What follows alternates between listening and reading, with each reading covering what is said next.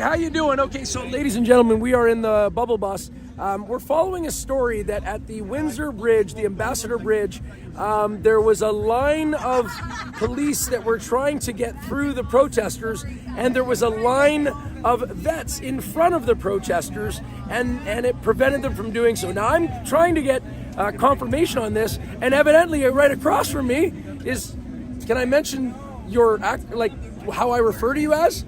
Yeah, but I think, you know, Hold on, I'm going to turn around. I'll let him say whatever he wants to say. He was there this morning, and he's also got a link to the video on his page, so we're going to let him do the rest, okay?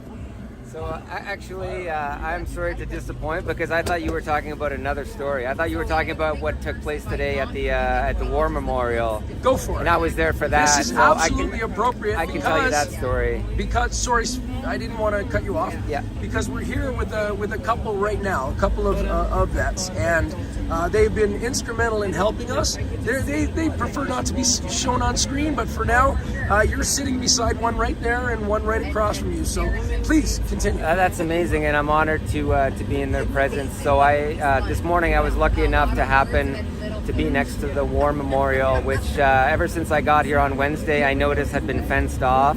And I always think it's very unfair to fence off monuments from the people. You know, it's like it keeps you away. And I know earlier that people were cleaning that monument, and I saw people on some of the videos shoveling the snow there. And so I was surprised to see it fenced off. And today, as I was walking by, there was a crowd that had gathered by the War Memorial. And I was doing my first ever live stream on Facebook, and I said, well, I better go look and see what's happening. And as I got there, I saw that the fencing had been removed, and there was just a huge crowd of people, several thousand people, and many veterans in that crowd.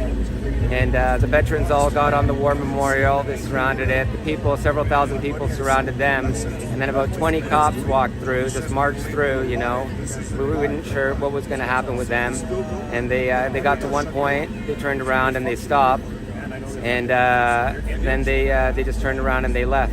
You know, and they took their distance. And it was really wild to see that. And then the veterans that were on the War Memorial started singing "O Canada," and the whole crowd joined in, and it's 2,000 people saying "O Canada" in unison. And it was one of the proudest moments I've ever had as a Canadian. It was super special. So just to clarify things, as I understand, it was only the veterans that actually moved the fencing. It was not anybody else. Well, I personally interviewed the veterans, and I said, you know, do you know what happened here?